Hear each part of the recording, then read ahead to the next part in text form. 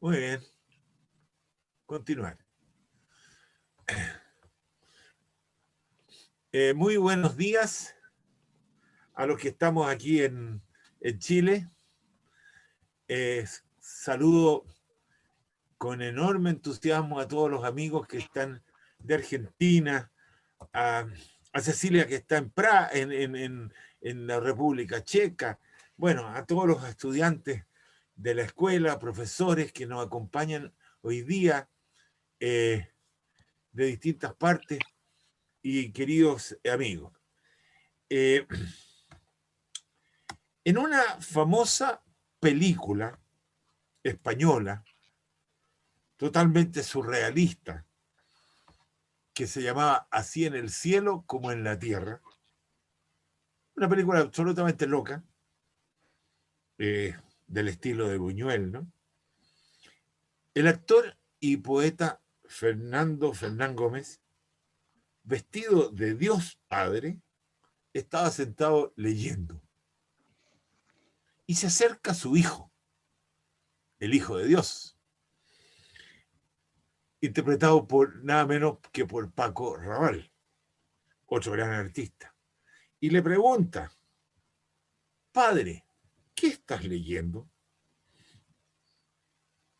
Y Dios levanta la vista, un poco loco, y le dice, suelto de cuerpo: leo a un alemán que dice que yo he muerto y yo no existo. Esa historia fantástica, ¿no es cierto? Del Dios no existe. ¿Ya? Bueno, es tan discutible hoy día como que decir Dios existe. Pero ninguna de estas cosas se ha podido probar nunca y se seguirá discutiendo hasta el fin de los tiempos. Pero lo que no cabe duda es que las religiones existen. Son actividades de las más humanas que uno puede imaginar. Y nadie se habría imaginado que hoy día, en siglo XXI, las religiones siguen teniendo un peso social, político, cultural, brutal en el mundo. David Lehmann, aquí presente, se ha dedicado en los últimos años a estudiar este tema. Lleva, yo creo que unos 20 años, él me podrá corregir, estudiando estos fenómenos contemporáneos. Ha estudiado los fundamentalismos tanto en distintas religiones como se dan, los fundamentalismos judíos, tanto en Israel como también en Nueva York, donde está en este momento viendo, acompañando a su hija que acaba de tener un nieto, ¿ya? Así que nos va a hablar desde allá, desde Nueva York. Y se ha dedicado a los fundamentalismos pentecostales, evangelistas, y sobre todo en Brasil. Yo recuerdo que predijo mucho antes que Bolsonaro apareciera que esto iba a ocurrir, ¿no es cierto?, en Brasil. David, lo saben muchos de los que están aquí presentes, está unido a Chile desde hace mucho tiempo, ya que hizo su tesis de doctorado en tiempos de la reforma agraria, con un enorme trabajo precioso sobre la reforma agraria y muchos trabajos sobre lo que estaba pasando en este país en esos años maravillosos del Chile popular, como le puso el nombre a Alain Turén. Y dirigió muchos años el Centro de Estudios Latinoamericanos de la Universidad de Cambridge, ¿ya? Y por lo tanto es una persona que tiene mucho que contarnos, mucho que decir, cosas sumamente interesantes a todos los que estamos aquí presentes. Así que, sin más, le doy la palabra a David desde Nueva York. David, el micrófono es tuyo. Muchas gracias, Pepe. Es para mí un honor hablar en la academia. La academia es tu, no sé si es tu creación, pero he visto como tú has presidido durante mucho tiempo al crecimiento de esta institución que es distinta de otras y más, digamos, popular o democrática. Y también acompañando a todos tus escritos y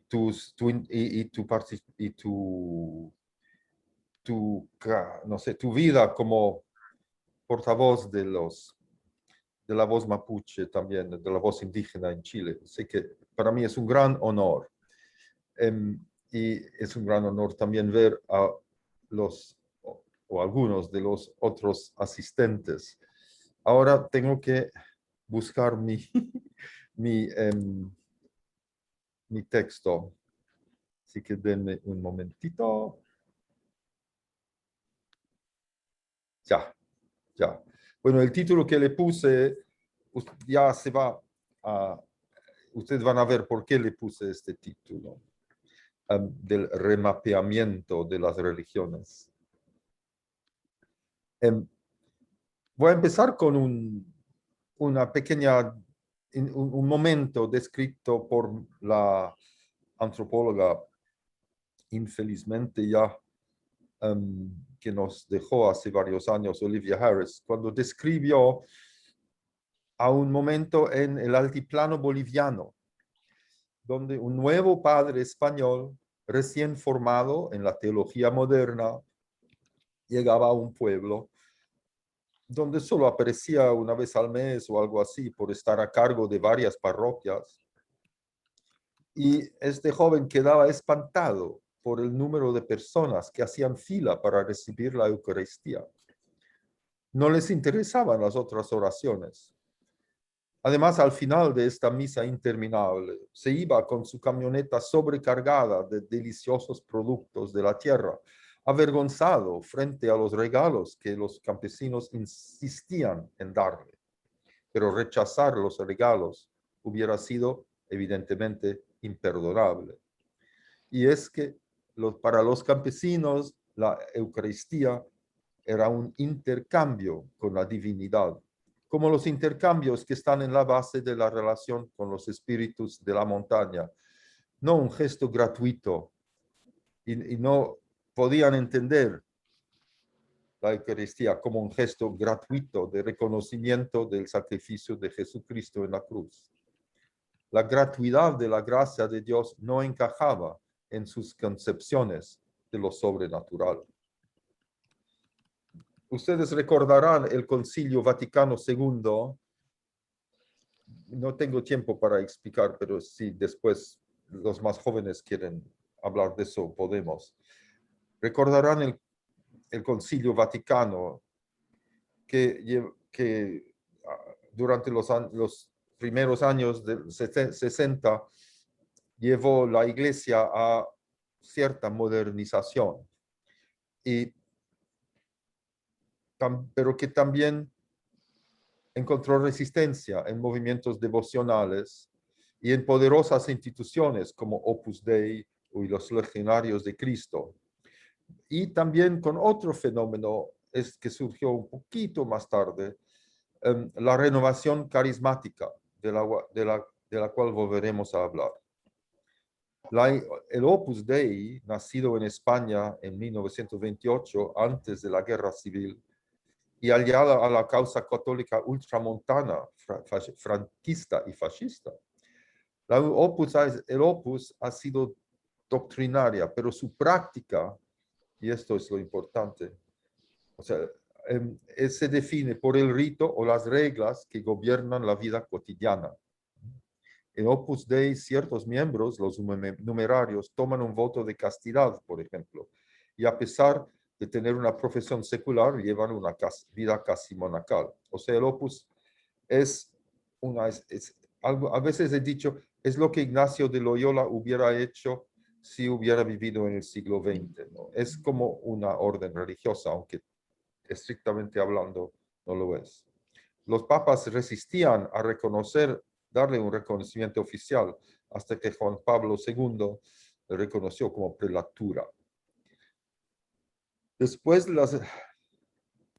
Y Juan Pablo II también canonizó al fundador del Opus en 2002, menos de 30 años después de su muerte. Les recuerdo que Bartolomé de las Casas ya lleva 500 años más o menos de muerto y todavía no le canonizan. Con esto y con la protección dada al fundador de los Legionarios de Cristo, cuyos deslices sexuales fueron castigados por su sucesor, Juan Pablo II quiso señalar su simpatía por las formas más ritualizadas de religiosidad, así como su fuerte hostilidad a las tesis mundanas o seculares y eclesiológicos de la teología de la liberación, que es como la versión radical del Vaticano II. Pero más influyente en la masa católica que Opus y Legionarios es esta renovación carismática surgida en 1967 en una universidad jesuita de los Estados Unidos y que ya es un movimiento internacional, pero a la diferencia de los otros que he citado, es muy poco institucionalizado. Las reuniones de la renovación carismática son marcadas por cosas que son muy poco conocidas y heterodoxas en la cultura católica. La inspiración directa del Espíritu Santo, curas divinas a veces, la glosolalia o hablar en lenguas, tal como los evangélicos, porque han importado hábitos pentecostales dentro de la Iglesia Católica y tienen prohibido reunirse fuera de una iglesia, pero tienen prohibido reunirse fuera de una iglesia o recinto eclesial por miedo de que se escape el control.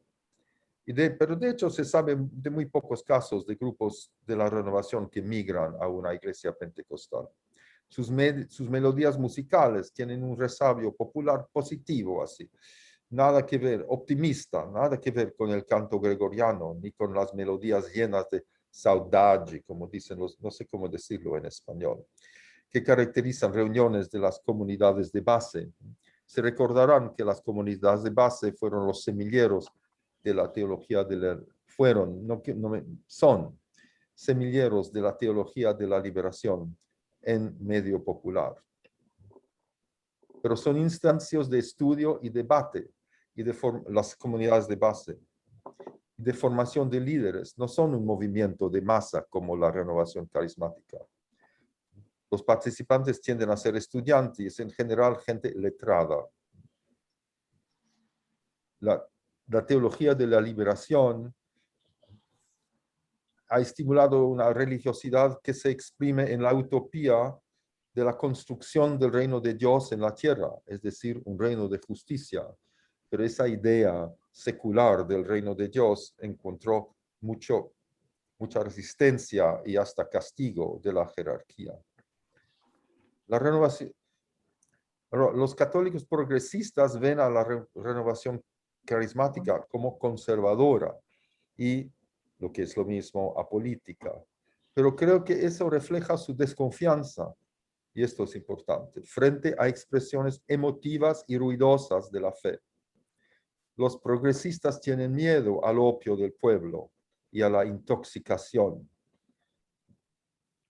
Pero no sé si la religión sin un poco de opio puede sobrevivir mucho, ¿no? Y eso es un poco lo que ha pasado con el catolicismo postconciliar. Ahora bien, el pentecostalismo, al cual ya me referí un par de veces, es una corriente cristiana que nació en California en el año 1906 en un medio multiétnico, ¿no? No es una forma muy blanca, o no fue al principio por lo menos, una tendencia blanca, digamos. A partir de entonces se extendió en Estados Unidos, pero su crecimiento ha sido más importante fuera de Estados Unidos. En América Latina llegó a Chile a principios del siglo pasado, llegó a Brasil en el año 1920, al África llegó a esa misma época y a Europa también. sobre todo a Europa ha llegado sobre todo con las migraciones africanas y caribeas. Se llama así, pentecostal, por el momento de iluminación de los apóstoles después de la crucifixión. Y aquí cito al libro de Actas.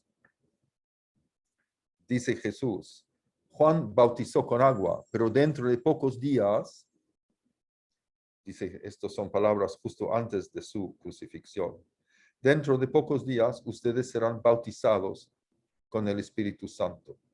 Y cuando venga el Espíritu Santo sobre ustedes, recibirán poder y serán mis testigos, tanto en Jerusalén como en toda Judea y Samaria, y hasta los confines de la tierra. Entonces, llega el día Pentecostés, que es el 50º día después de del Pesach, de la fiesta judía de conmemoración del Éxodo, ¿no? Que es el momento de la crucifixión. Por eso Pente, 50º día. Y entonces, cuando llegó el día de Pentecostés, estaban todos juntos en el mismo lugar. De repente vino del cielo un ruido como el de una violenta ráfaga de viento y llenó toda la casa donde estaban reunidos. Se les aparecieron entonces unas lenguas como de fuego que se repartieron y se posaron sobre cada uno de ellos. Todos fueron llenos del Espíritu Santo y comenzaron a hablar en diferentes lenguas, como según el Espíritu les concedía expresarse. O sea, ahí ustedes ven el origen de la glosolalia, del hablar en lenguas, ¿no? Y también de la relación de la glosolalia con la evangelización, porque ser pentecostal es evangelizar con los vecinos, con la familia, donde sea.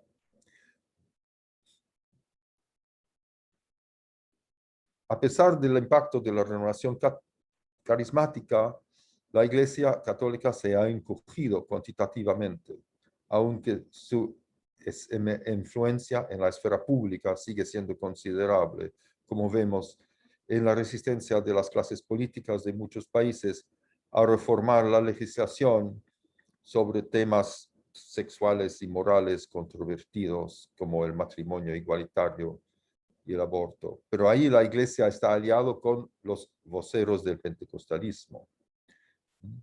Ahora, una investigación importante de Estados Unidos, del Robert Putnam, que también es el que monedó la idea del capital social, pero este es otro sobre la religión, mostró que los americanos cambian de iglesia o de templo con cierta facilidad en función de varios factores.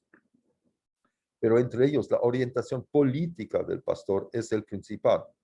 Y por política se entiende de nuevo estas cuestiones de moral personal.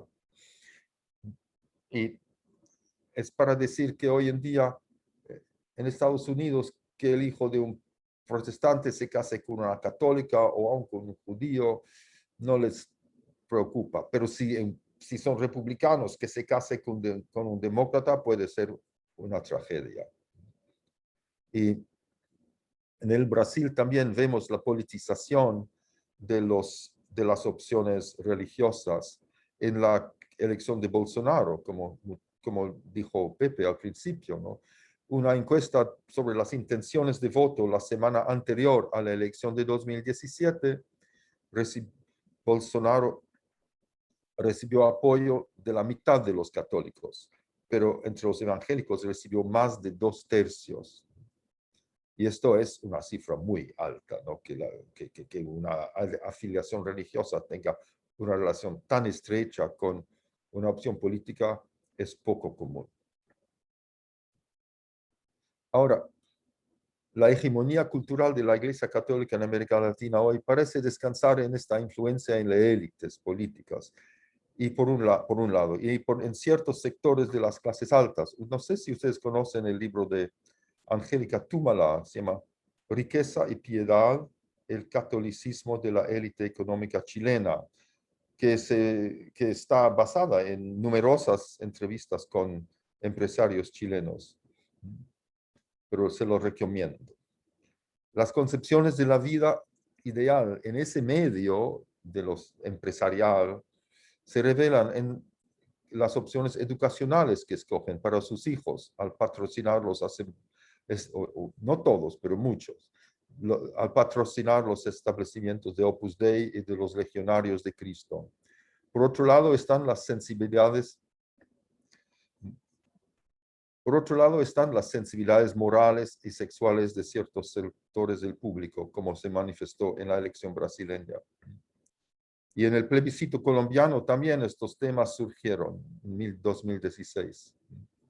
O sea, la Iglesia Católica ya no es hegemónica en el sentido de tener un imperio sobre la cultura del pueblo, pero sigue teniendo influencia. Históricamente, esta hegemonía de la Iglesia en América Latina ha descansado mucho menos en sus doctrinas que en la religión popular. El vasto conjunto de prácticas, creencias e instituciones que ha echado raíces tan profundas en la cultura y en la sociedad, a pesar de que esa misma Iglesia estuvo asociada a brutales y sanguinarias invasiones coloniales. Esa religión popular tiene dos caras. Por un lado, la presencia física de padres en pueblos de los más dispersos, esa presencia que va reduciéndose en los últimos, en la segunda mitad del siglo XX. Aunque en el Brasil la penetración en el interior de la Iglesia nunca fue muy fuerte. Pero en los países andinos y en Mesoamérica, sí. Entonces, por un lado está la presencia física de padres y de iglesias, y por otro lado, la religiosidad como práctica, la religión popular, el crisol donde se fraguan los mestizajes culturales y religiosos, y que han permanecido, aunque siempre en evolución, por siglos. El rasgo distintivo de la religión popular latinoamericana es esta dialéctica que mantiene con la religión institucional, letrada y erudita. A pesar del enorme abismo socioeconómico y racial que los separa, la cultura popular, la religión popular y la erudita intercambian, se reflejan, se imitan y se satirizan mutuamente. Y toda religión. Hola. Debo decir que soy consciente que en Chile esto es menos arraigado, o tal vez que me fijé menos en ello. Esto es que en los otros países andinos y en Mesoamérica y en el Brasil. También la religión popular tiene su propia base de sustentación en las cofradías que mantienen las fiestas anuales en pueblos rurales. Fiestas que, a propósito, el pentecostalismo evita por ser inmorales y alcoholizados y paganos. La tesis que yo propongo es que esa religión popular ha sufrido una erosión durante los últimos tiempos por razones bastante obvias: la urbanización, la migración, la erosión de las instituciones comunarias en los Andes y Mesoamérica, la escasez de padres en las parroquias rurales y en las periferias urbanas. Claro que no ha desaparecido, pero su base de sustentación se ha debilitado. Y por otro lado, la Iglesia institucional sufrió una enorme hemorragia de personal después del Vaticano II. Y creo que además el perfil social de las nuevas generaciones de padres postconciliares ha cambiado, pero no tengo datos para afirmarlo. Es una hipótesis nomás. En ese semivacío se crean dos tipos de religión que yo llamaría unidimensional, o sea, que sobrepasan o que evitan o que dejan atrás esa dialéctica de lo popular y lo erudito. O sea, por un lado, la religión postconciliar y por otro lado, la carismática. Todo indica ahora esta nueva sección se llama El carisma llena el vacío. Todo indica que en América Latina la proporción de católicos creyentes o practicantes disminuye a favor de los no creyentes o sin religión y de los evangélicos.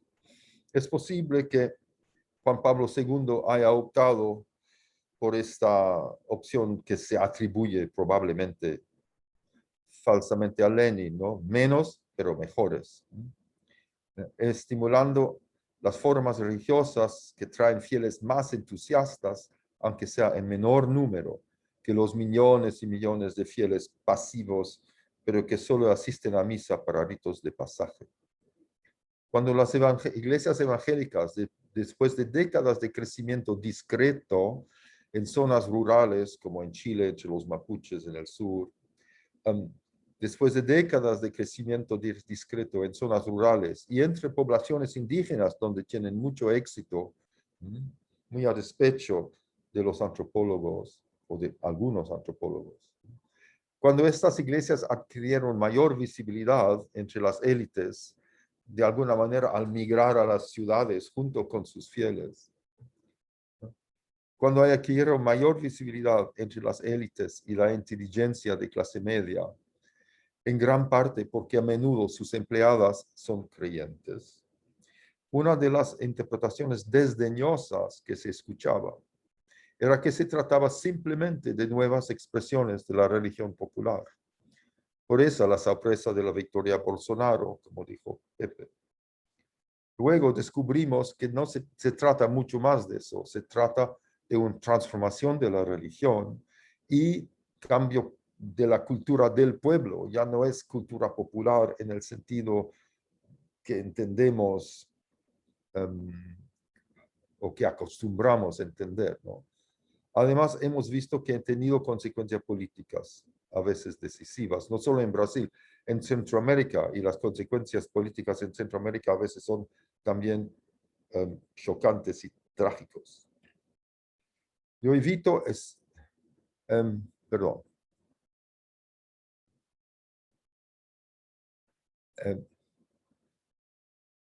a la diferencia de la religión popular que se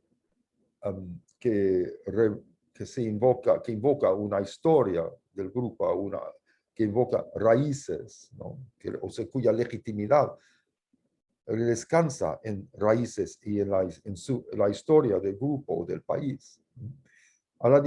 Diferentemente de eso, el pentecostalismo mira hacia el futuro, hacia otros países y otras culturas.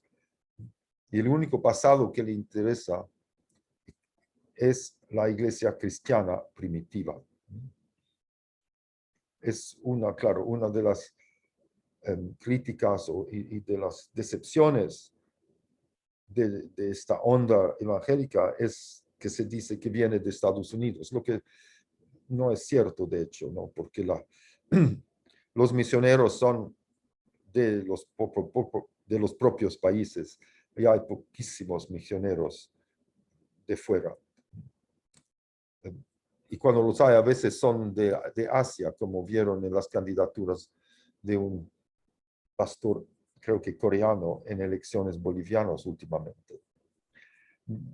Sea en su retórica, sea en la vida cotidiana, el pentecostalismo llama a sus fieles a distanciarse del ambiente promiscuo, de las fiestas, del consumo de alcohol y del tabaco, lo que lleva a escisiones en comunidades rurales o al contrario, a conversiones en masa de esas comunidades para evitar las escisiones.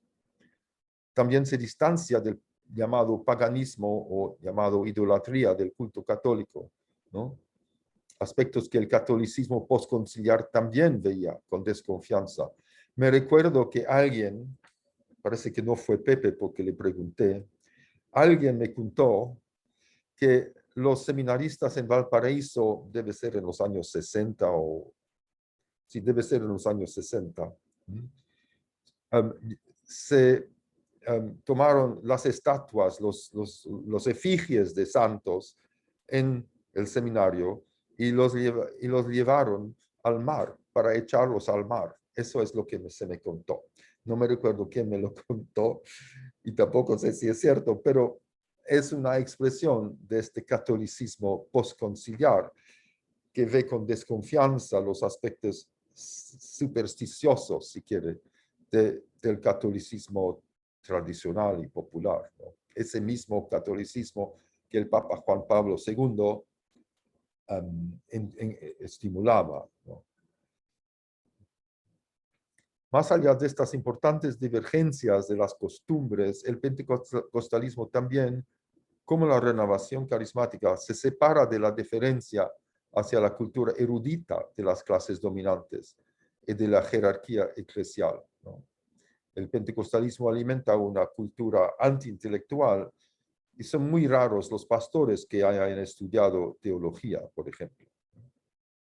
El modelo de autoridad en el pentecostalismo favorece su dispersión, pero no la variación, ni en el oficio, ni en la doctrina. O sea, es el modo de las ideas, la doctrina, si quieren, y los modos de predicar y las costumbres que se recomiendan no varían mucho, a pesar de que las iglesias proliferan a todo nivel, y estoy hablando ahora en nivel internacional también, ¿no? Desde China hasta Chile es muy uniforme. El pastor, que casi siempre es un hombre, es dueño y propietario de su iglesia, y muy raramente hay participación de los fieles en el nombramiento de un pastor.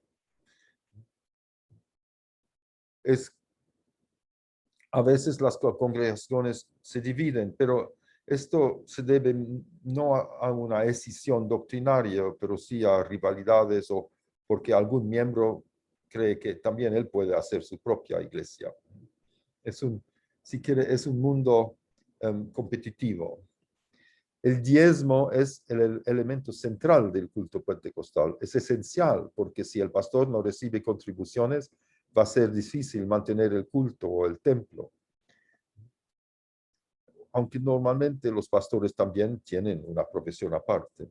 El diezmo también satisface la norma, y esto nos vuelve al ejemplo andino con el cual empecé. El diezmo también satisface la norma de reciprocidad que gobernaba la relación de los campesinos andinos con el mundo de lo sobrenatural. Además, existe la idea de que la disciplina financiera del diezmo ayuda a la prosperidad de la familia. Y sin duda hay una afinidad entre la cultura pentecostal y la aspiración al éxito empresarial, pero veremos cómo esto esto va en aumento, se expande, se infla con tendencias contemporáneas en el pentecostalismo.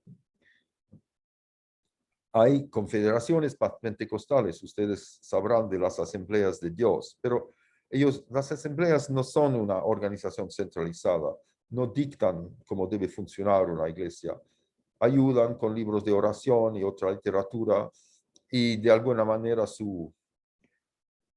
el nombre asambleas da una legitimidad a un pastor y su iglesia, y de repente dan un apoyo financiero para ayudar a un pastor que monte una iglesia nueva, pero no son confederaciones más que organizaciones centralizadas. Un contraste importante entre una iglesia católica y la iglesia católica, el pentecostalismo, evidentemente, es que en una congregación pentecostal todos tienen un papel. Cantan en el coro, ayudan a mantener el lugar, vigilan como obreras, porque es así que son mujeres durante el oficio, enseñan en clases de Biblia, y la clase de Biblia es casi como un culto. Todo el mundo tiene algo, y eso, claro, es muy distinto de la Iglesia Católica, importante. Las mujeres tal vez predominan tal vez más que en las congregaciones católicas, pero hay también un elemento cualitativo importante que toca al género. Y eso sale a luz durante entrevistas cuando las mujeres hablan de la iglesia como un refugio o un soporte en sus difíciles y a veces violentas relaciones con sus maridos y sus hijos. Es raro, entonces es curioso porque es raro que se encuentren mujeres como líderes, aún en iglesias pequeñas. Su papel es como esposa del pastor, ¿no? O sea, el papel más, a la cual, el papel más proeminente que pueden adquirir. Pero por otro lado, las mujeres predominan y son muy entusiastas, digamos, en las congregaciones, ¿no? Y el pastor es siempre accesible. Ahora bien, ahora venimos al neopentecostalismo, que es la forma que más escandaliza en estos años, ¿no? Y que de alguna manera ya domina la figura pública de los evangélicos, de las iglesias evangélicas. Evangélico, lo uso la palabra evangélico como intercambiable con pentecostal. Si bien el pentecostalismo en América Latina, en Estados Unidos e Inglaterra no son intercambiables, perdón, pero en América Latina y en África tienen la misma significación. Si bien el pentecostalismo marcó una ruptura con la dialéctica de lo popular y lo erudito, es solo con el surgimiento de lo que venimos a llamar el neopentecostalismo que esos cambios se proyectaron a nivel macro en la esfera política, en los medios de comunicación de masa y hasta en los regímenes carcelarios. Por neopentecostalismo se entiende aparatos de gran porte y de proyección nacional e internacional que ejercen un control centralizado sobre los recursos financieros, físicos e humanos. Del pentecostalismo clásico retienen el temor a los poderes demoníacos y la esperanza de que el Espíritu Santo proteja a los fieles de esos poderes. Pero en el neopentecostalismo esos poderes demoníacos son dramatizados o, si quieren, espectacularizados, no sé si esa palabra existe en español, en escala mayor. Introducen un peso mucho mayor a las esperanzas de éxito material, o si quieren, la teología de la prosperidad. Y esas esperanzas o aspiraciones van acompañadas de llamados insistentes a los fieles, ¿no? Que recuerden su diezmo y que hagan donaciones adicionales, ¿no? O sea, ya el diezmo no es algo que uno da rutinariamente para, como miembro de una iglesia y para participar en la Santa Cena, pero es algo que toma un perfil importante en los cultos, ¿no? En un culto de 2 horas, unos 20 minutos pueden ser dedicados al tema.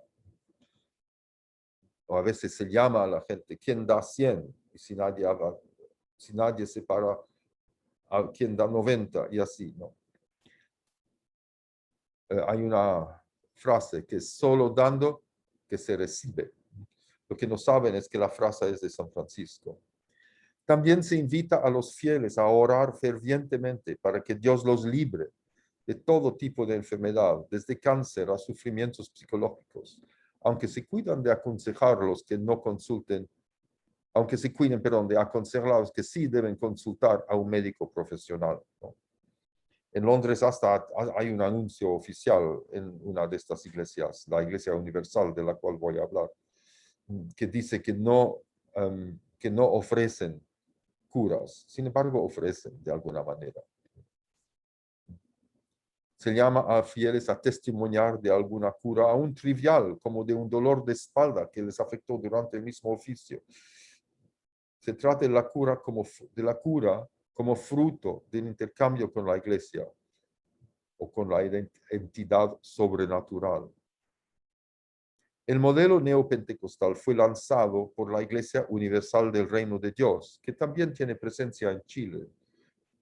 Cuando yo estaba en Chile, había comprado un cine frente a la Casa de la Moneda, al Palacio de la Moneda. La Iglesia Universal fue fundada en el Brasil en el 1976 por Edir Macedo. Hoy, con menos de 50 años de edad, Ella está presente en decenas de países en América Latina, en África Meridional, donde ha tenido un gran éxito. Tiene catedral en Durban, de África del Sur. Ya en los años 90 pude notar su ambición de sustituir a la hegemonía católica por la grandiosidad de sus edificios y su localización en plazas centrales de ciudades importantes en el Brasil. Su líder y fundador y todavía su jefe, Macedo, Edir Macedo, ya había comprado la Red Record, una cadena televisiva en bancarrota. Y hoy ese TV Record es el número 2 en la televisión brasileña. Emite programas de contenido secular durante el día y reserva lo religioso para la programación nocturna. Ha estado envuelta en política desde ese tiempo, pero ahora tiene partido político propio, el PR, Partido Republicano, y ha estado representado directa o indirectamente en todos los gobiernos, PT, PC, PTU, PP, PPU, lo que sea, Temer, o sea, Lula, Dilma, Temer y Bolsonaro, todos han tenido un representante de Macedo como ministro. Ha creado una mini universidad llamada Facultad en Brasilia, es especializada en ciencias políticas y sociales. Tiene un hospital que se llama Hospital Moria, como el Monte Moria en Jerusalén, en São Paulo. Y también descubrí últimamente que Macedo es dueño de un banco. Ahora, el banco, la estación de televisión, son de su propiedad, no son propiedad de la iglesia. Pero como para digamos, el público, bueno, el público no sabe mucho del banco, pero la TV Record está identificada con la iglesia y de hecho comparten oficinas, etc. Uno de los aspectos más impresionantes de la Iglesia Universal es su eficacia como emprendimiento a gran escala. Los miles de pastores, todos hombres y muchos negros, son aparentemente empleados asalariados y deben recibir una formación bastante sistemática, ya que los encuentro en todas partes del mundo hablando inglés muy bien. Aquí estoy en Brooklyn, a la vuelta hay una iglesia universal y los pastores hablan sí, inglés con acento brasileño, todos. La iglesia les aconseja de casarse, pero no tener hijos. Y me dicen que no tienen propiedad, ni bienes raíces, ni automóviles, porque de un día para el otro pueden ser removidos a otra ciudad o otro país. De hecho, el obispo que conocí en Israel, donde tienen un par de iglesias, había estado a cargo de la misión en Moscú. Hablaba bien ruso y su esposa también. Y se dirigía a sus fieles, que eran inmigrantes rusos y ancianos y pobres, en ruso, en Tel Aviv. 2 semanas más tarde, aprendí que había sido llamado de vuelta al Brasil. O sea, están siempre dando vueltas, digamos, ¿no? Están listos para ser no removidos, sino para ser cambiados de puesto. Ellos mismos me dicen lo que había detectado hace décadas, que la gran diferencia de las pentecostales clásicas, la Iglesia Universal desincentiva relaciones de amistad entre pastores y fieles. También la Iglesia ha creado organizaciones satélites. Una para mujeres se llama Godlywood, no Hollywood, sino Godlywood, para mujeres, dirigida por la yerna del jefe. Y dice que provee servicios sociales básicos a camioneros, militares y policías. Decía que tenía como 180,000 personas involucradas en esta provisión como voluntarios. También la iglesia entró desde mucho tiempo al campo como muchas otras iglesias evangélicas, debo decir, al campo de la recuperación de drogadictos y al campo del desarrollo, con una hacienda en el nordeste del Brasil. Y parece que ha creado un instituto que se llama Instituto Resonar, para para la gestión de, de esa hacienda y sin duda otras actividades, ¿no? Aquí voy a mostrarles una imagen de propaganda, digamos, de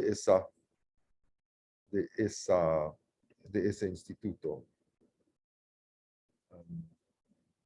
Es-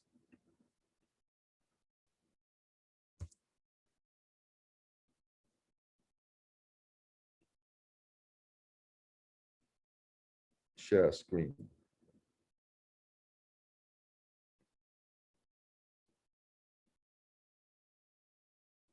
Paciencia. Ay. Aquí ven, sí. Es para dar una idea de la convivencia que ellos propagan. Ahora se me hace complicado porque tengo que ir y volver entre los dos. Bueno.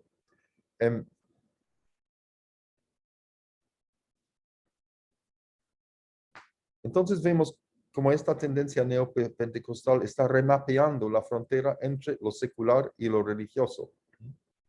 Normalmente, una iglesia con sus generosas exenciones fiscales no debería entrar abiertamente en la esfera política, pero la Universal lo ha hecho como muchos otros pastores evangélicos. Se supone, pero no se sabe, que la iglesia subvencionó a la televisión Record a través de compra de tiempo para publicidad. Y de todos modos, la simpatía de la emisora por el entonces candidato Bolsonaro era visible poco antes de la última elección. Aún así, no estoy seguro que Macedo siga apoyando a Bolsonaro en la próxima elección. Su actividad política es menos ideológica que la que otros pastores. Él ha sido más discreto y más hábil políticamente que otras figuras del campo pentecostal. Además, la Iglesia no se ha jugado en las guerras culturales en torno a la teoría del género y otros temas afines. Es más, la Iglesia estimula la independencia de las mujeres y aconseja a las parejas evitar tener demasiados hijos. Y a las parejas les aconseja el matrimonio racional. Casarse por puro amor puede no llevar a un matrimonio exitoso.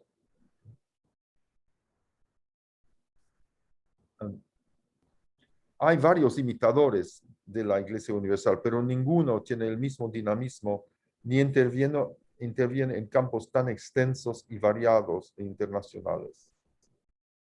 Ahora, hay dos fronteras más que me quedan, que son bastante importantes. Aparte de la frontera entre lo religioso y lo secular, la Universal también salta con la mayor agilidad las fronteras entre las tradiciones religiosas. Así ha incorporado... ¿ustedes están mirando mi texto o están mirando mi...? El texto. Eso no... Bueno, pueden mirar, pero no era la idea. Pero ahora les voy a mostrar... sí, mientras están, ahora voy a mostrar otros PowerPoint. Sí. Para mí, esto ilustra la reivindicación de una legitimidad por el Antiguo Testamento, un linaje al Antiguo Testamento y también un poco la aspiración al poder de la Iglesia. Entonces, aquí estamos, pero quiero... bueno, esto...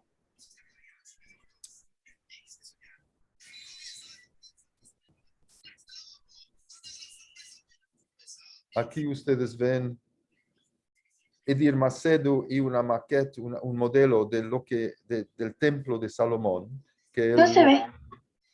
¿No se ve? Sí, no se ve. Espérese, un momento.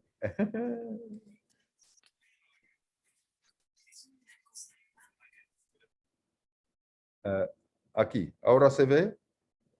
Sí. Ahí sí. Se ve. Esto es Edir Macedo con un modelo del Templo de Salomón en São Paulo. Esto, y aquí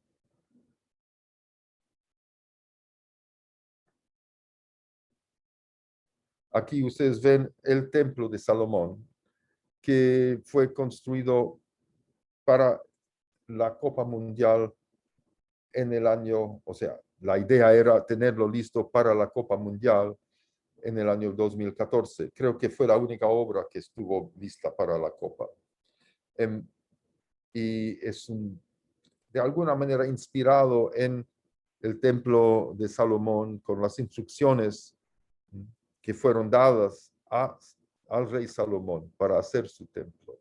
Pero el arquitecto me precisó que no quería que se hable de réplica, porque evidentemente es 10 veces más grande. Y tiene lugar para 10,000 personas. Y ahora ustedes ven aquí.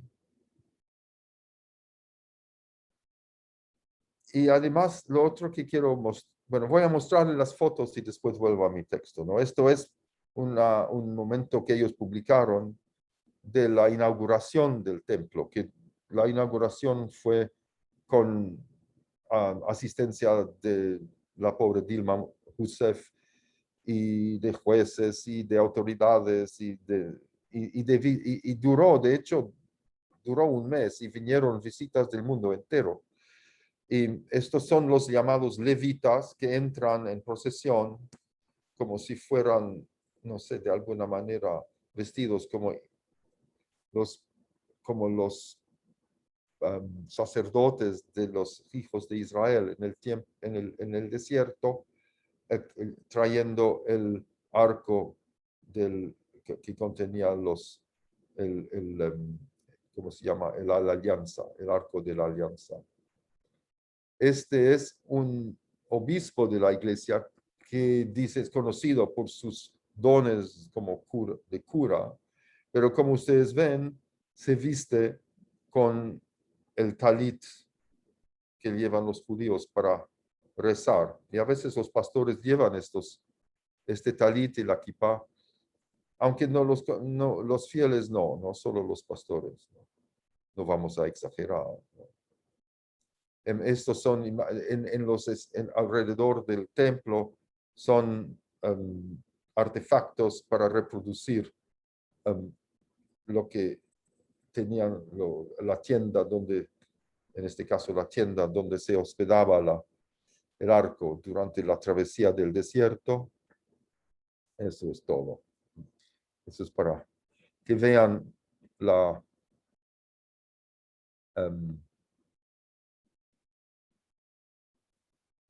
apropiación, digamos, ¿no? No hay que confundir eso con el judaísmo mesiánico, que es un poco otra cosa, ¿no? Porque es una apropiación como fragmentada, digamos.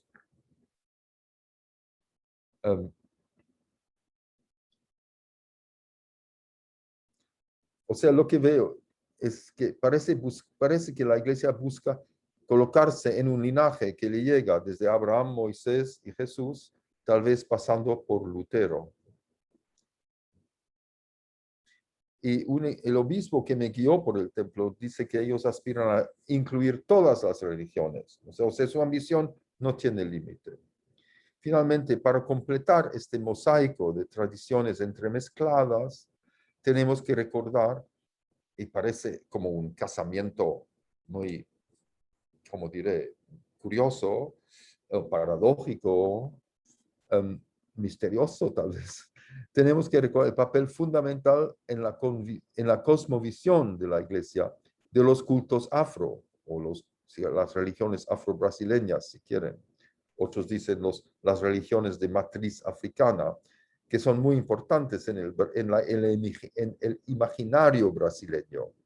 Son minoritarios, pero esa cultura, según la antropóloga Patricia Bierman, por ejemplo, esa idea, con su idea de posesión, es muy central en la cultura brasileña.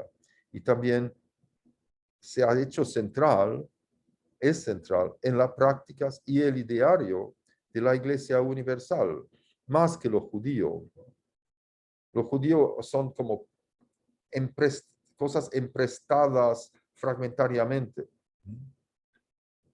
Ahora, mientras que lo afro es absorbida en forma como un todo.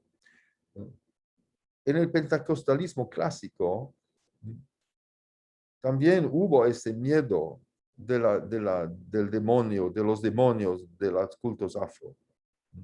Pero ahí se habla discretamente de los cultos por miedo del poder demoníaco. En la universal se los trae a los demonios frente al escenario para que se manifiestan, se los llama a manifestarse de la persona, dentro de la persona, o salir de la persona. Y la persona a veces empieza a gritar o a entorcerse, como se dice, a entrar en un trance de algún tipo. Detrás de esta prédica de la cura y del infortunio está la idea original de Macedo que él cuenta en sus autobiografías, porque son varias, de que su vocación es seguir a Jesucristo en la expulsión y como Jesucristo expulsar las fuerzas demoníacas que envenenan nuestras vidas, nuestras familias, nuestras comunidades. Los ritos de exorcismo de la Iglesia son una especie de inversión de los ritos del candomblé. El candomblé es digamos, la corriente más conocida, más importante, bahiana de los cultos afro.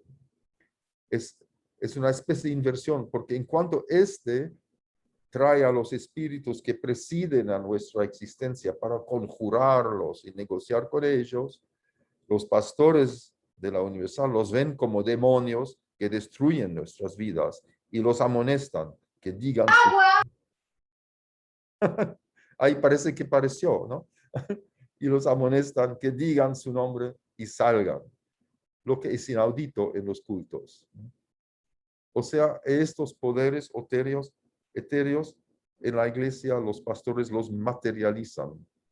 Y eso es lo que yo llamo la ilusión de lo concreto. Muchas gracias. Disculpe porque hablé demasiado. Muchas gracias, Osni. Muy interesante su charla. Interesante, gracias. Realmente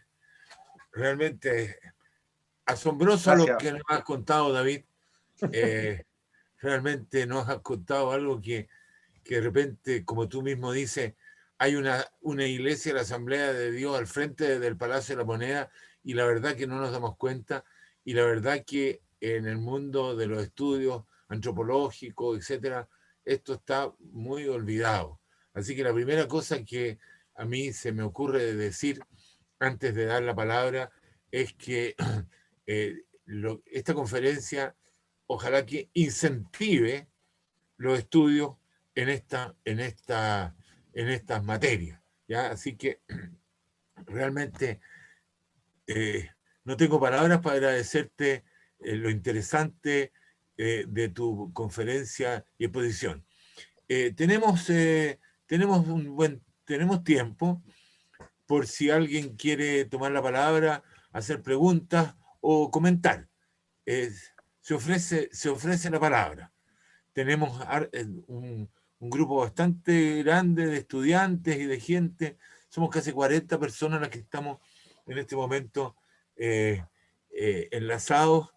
Hay personas, mientras van pensando quién va a hablar, quiero saludar a Pepe del Val, que está José del Val, que está desde México. ¿Ya? Realmente es un honor tenerte aquí, ¿Lo querido entrevisté amigo. alguna vez? Bueno, aquí lo saludamos. Bueno, tenemos gente de todas partes, vía Rodrigo Vera,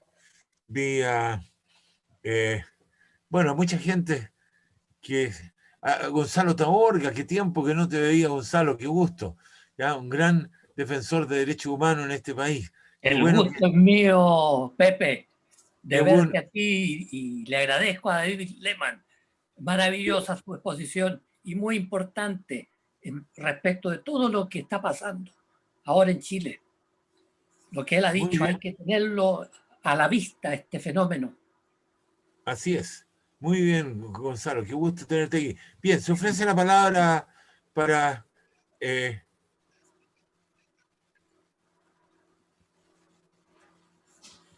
Jimena quería hablar.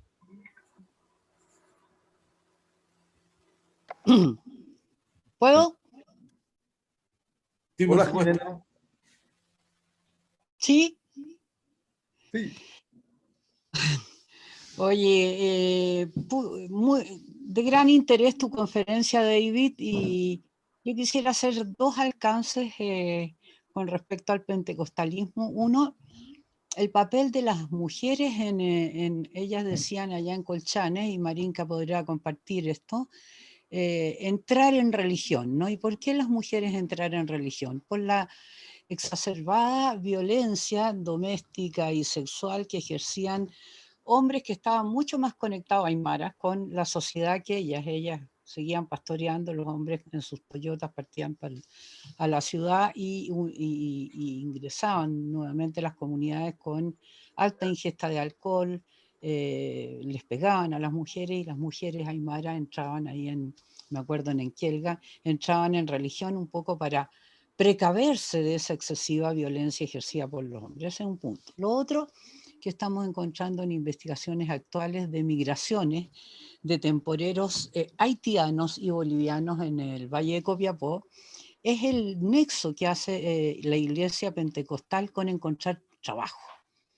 Bolivianos y haitianos que venían de iglesias en sus localidades y encontraban un soporte en agroindustrias del Valle de Copiapó para insertarse como trabajadores temporales. Y por último, recordar una de las últimas conferencias de Laura Rita Segato en la Claxo, creo, hace un par de años, de la necesidad de volver a estudiar estos fenómenos religiosos, porque estaban actuando en nuestras sociedades de manera importantísima y sobre todo desde el traslado del campo religioso al campo político. Eso.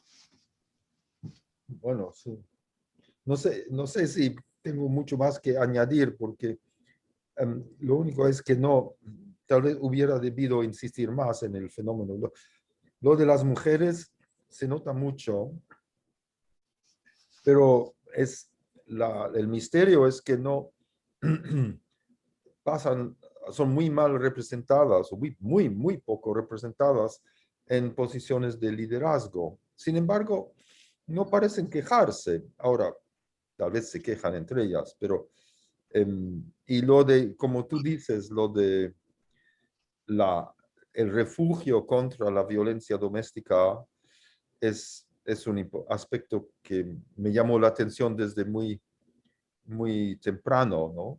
Me recuerdo una vez una mujer en Brasil me dijo, mi, mi, mi, mi marido llegaba,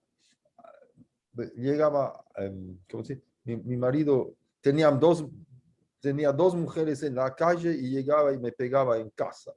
Después entré a la iglesia y ahora mi marido está en casa, no tiene más y tengo casa propia. O sea, la iglesia de alguna manera la empoderó, ¿no? Pero comprendimos esto mal todavía. Y lo otro de los mercados laborales es cierto. Eso también hubo, no sé si conoces una antropóloga argentina, Blanca Muratorio, documentó esto, no sé, en los años 60, 70 en el Ecuador. Y debe ser, como tú dices, en otras partes muy importante también. Sí, sí. Y de hecho, sí, hay mucho más, hay mucho que decir. ¿Cuál fue el tercer tema?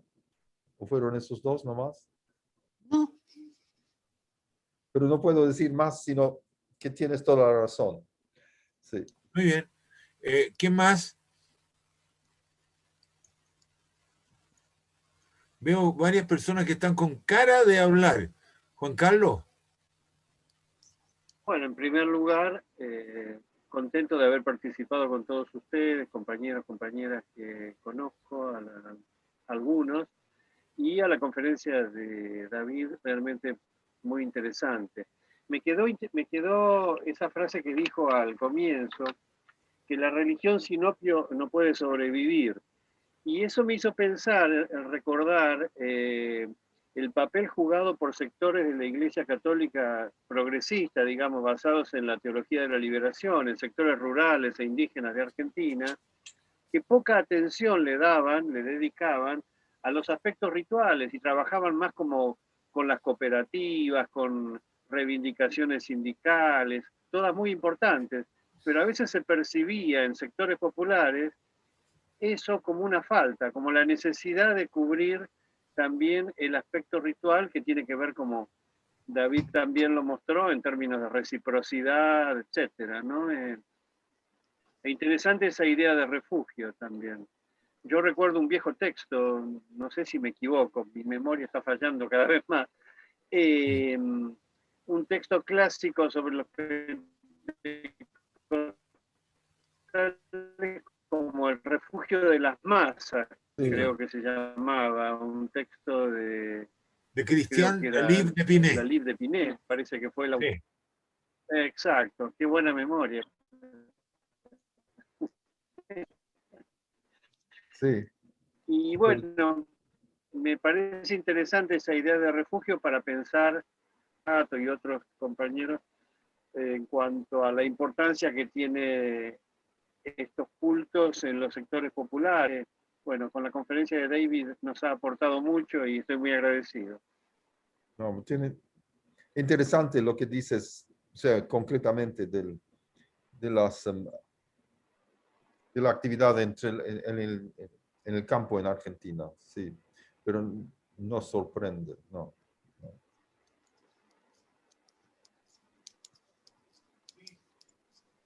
¿Quién está tomando la palabra?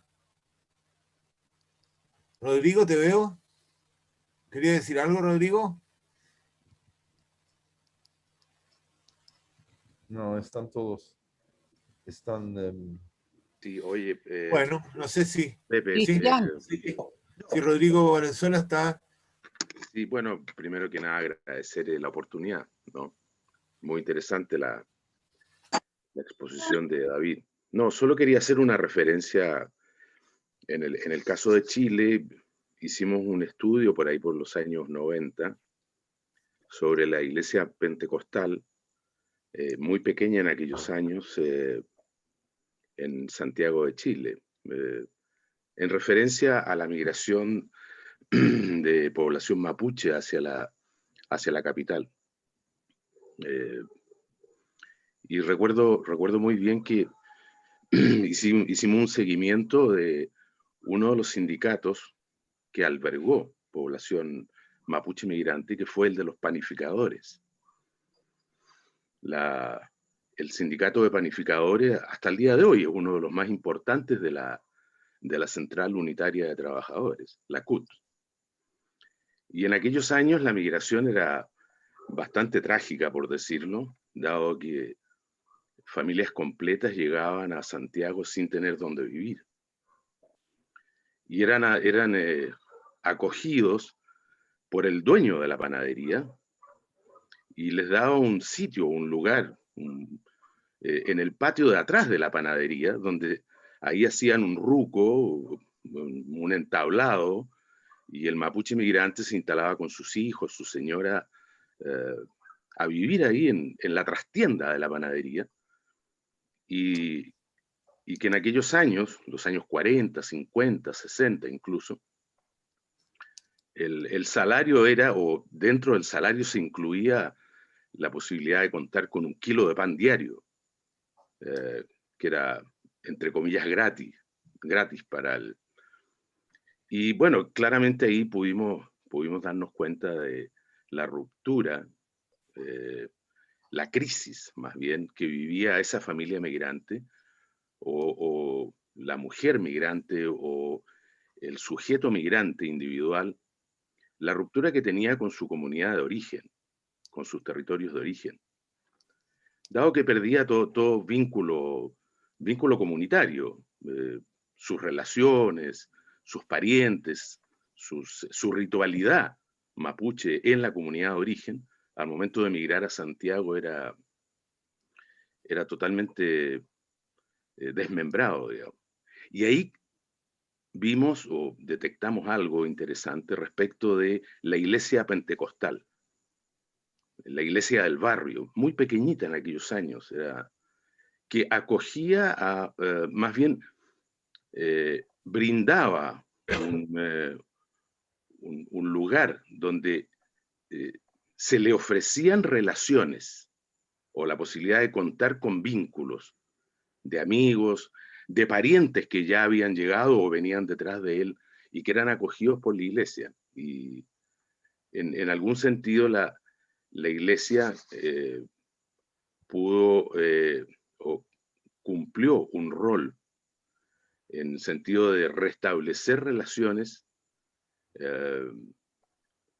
rotas con la comunidad dada a la migración. Y finalmente el sindicato de panificadores de la CUT en Chile, que hasta el día de hoy debe ser algo así como un 80% de población mapuche urbana, ya de nacidos en segunda o tercera generación urbanos, hasta el día de hoy es muy fuertemente pentecostal. Y destaco esto porque esa iglesia, ese rito, esa ritualidad, ese tipo de vínculos, permitió en algún sentido soportar lo duro que era la migración y la soledad de la migración en la capital. No, quería hacer solo ese comentario. No, no, eso es muy importante. Además,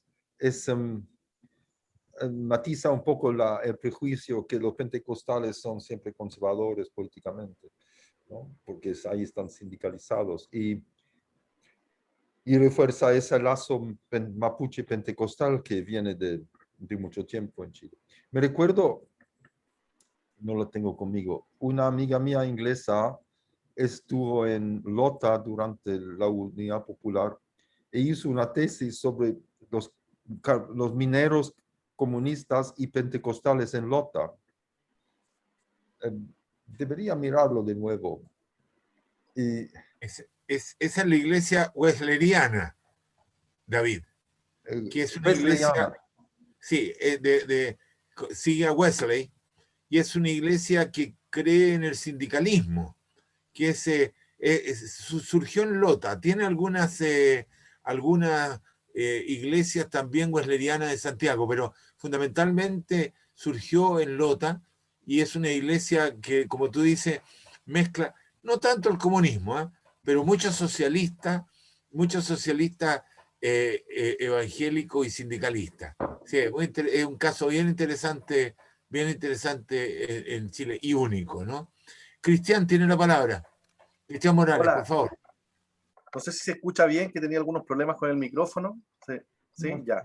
No, primero que todo, agradecer, estuvo muy entretenido. Vamos a tratar de difundir esta grabación, todo muy, muy, muy interesante. Unos comentarios nomás, un poco voy a tratar desordenado de cosas que se me fueron ocurriendo, pero que creo que vale la pena comentar. Lo primero, yo vivo hace tiempo en la sexta región y me ha tocado ver cómo se llama el surgimiento de ciertos, a nivel de rural y de poblaciones rurales, de ciertas personas asociadas al evangélico, y que no necesariamente han estado asociados a un partido político en particular, sino que incluso me ha tocado ver varios casos. El caso más exitoso, que fue en una comunidad del Armahue, en Pichidegua, era un independiente asociado incluso al Partido Radical, que sí que tiene una presencia en la región sin duda, pero era el evangélico del pueblo, y la gente lo quería de distintos sectores. ¿Y cómo se llama? Entonces, sí, me ha tocado verlo, lo que nos presenta David, yo lo he podido ver en terreno, lo cual me parece súper interesante. Otra cosa que también me parece interesante es el uso de la estética asociado al judaísmo, que hay sin duda lo que he podido observar, y sigo hablando, desde esos sectores rurales de la sexta región, está como interés estético en todo lo que es asociado al judaísmo.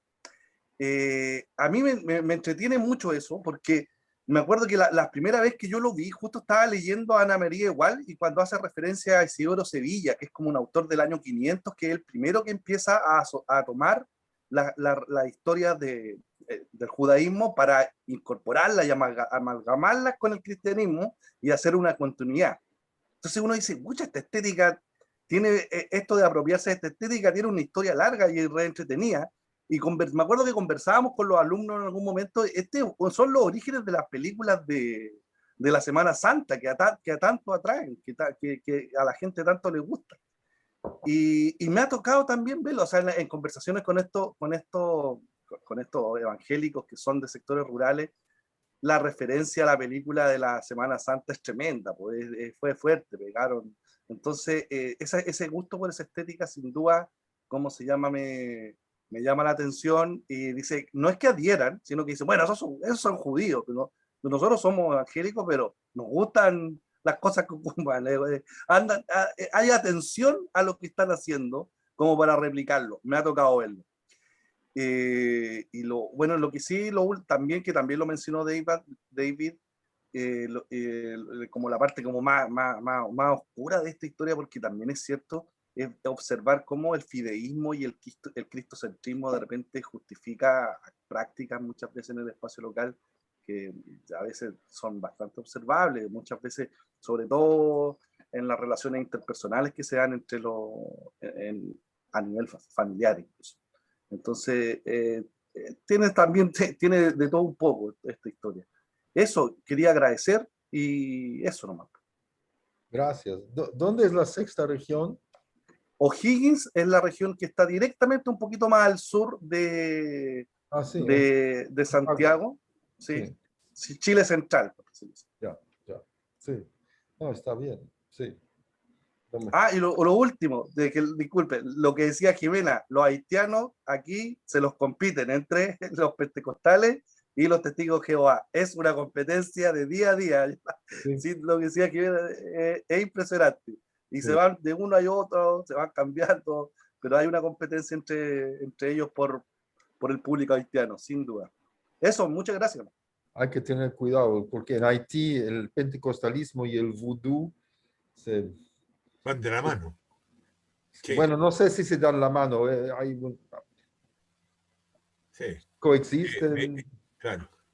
De hecho, fíjate que hay un caso que hay un proyecto de tesis, yo no sé si va a prosperar, de una estudiante de la escuela de antropología, porque ocurrió un hecho de un grupo muy grande de haitianos que fueron contratados en Chiloé, en la isla, ni siquiera en la isla grande, sino que en la isla de Quinchao, una de las islas más allá. Tú lo conoces, David, pues tú conoces esa zona, para trabajar en carreteras, en trabajo de hacer camino. Y la empresa quebró y los dejó tirados, botados a una cantidad enorme de haitianos allí. Y fue un pastor, ¿ya? Un pastor de Achao, el que los recogió, los asumió, obviamente los convirtió al pentecostalismo, ¿ya? Las entrevistas que hizo esta estudiante, que con la pandemia efectivamente como que le perdimos un poco, le perdí yo por la pista, son muy interesantes por el carácter utilitario total que cuentan los haitianos respecto a la religión, ¿ya?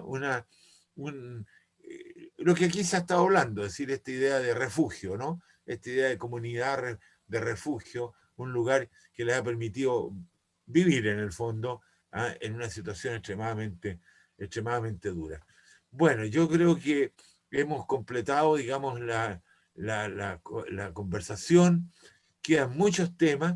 Yo insisto, sobre todo a los estudiantes que están acá, que hay hartos estudiantes en este momento, de que estos temas los tomemos en cuenta, que se abran a estos temas que no están muy presentes y que son realmente de una enorme importancia. Y no me queda más que agradecer a David Lehman. Una mano ahí, María José Belmar. Perdón, ¿dónde está? María José, no te veo, perdona. Me entretuvo sus María comentarios. José. Muchas gracias. Sí, Sí, dale, quisiera dale, saber, dale. Tenemos todavía unos minutos, tenemos 5 minutos, sí, dale. ¿dónde van a guardar la grabación? Ah, es un buen punto. María de Los Ángeles, ¿podrías explicar tú? No te veo, pero por ahí debe estar. Aquí Sí, ahí estoy. está Ahí María. está la María. Sí, Sí. ¿por qué no explicas tú ese Lo punto? subimos a YouTube y luego podemos difundir el link. ¿Por los correos? Sí, claro. Si me mandan el Genial. correo, puedo mandar el link. No sé si después Muchas gracias. lo va a difundir de Muy otra bien, manera, pero sí, como claro. link de YouTube. Pero en el YouTube, si tú pones, ¿qué es lo que habría que poner? ¿David Lehmann? Conferencia David Lehmann. Claro. Conferencia de David Lehmann. Ahí va a aparecer en el YouTube, María José. ¿Ya? Mándame, por favor. Sí, te lo mandamos a ti. Yo, antes de terminar, solamente justamente decir que le manden a María de Los Ángeles Allende todos los que no le han mandado los mails, porque tenemos 2 conferencias más en los próximos tiempos. Tenemos una del profesor de Duke, Walter Miñolo, bien conocido y muy famoso, que habla de la descolonización y postcolonialidad, etcétera, etcétera, que va a ser un tema muy polémico sin duda. Y luego tenemos una linda conferencia de Araceli Burguete desde Chiapas, directamente desde Chiapas.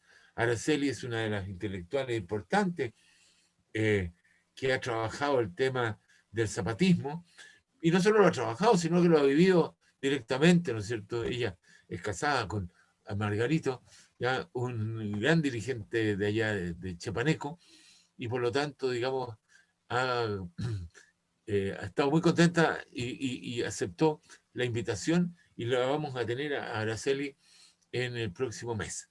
Así que los que quieran participar en esta conferencia, que manden los mails a María de Los Ángeles, que es quien maneja, digamos, mejor que yo todo este asunto de la... Bueno, un abrazo muy grande, David. Buen retorno, creo que te vuelves a Londres la próxima semana. ¿Ya? Cuídate mucho, mira que están las pandemias por todas partes. Muy bien, muchas gracias, y a todos un abrazo. Gracias, aquí vengo. Muchas gracias. Chao, chao. Gracias. Muchas gracias. Muchas gracias.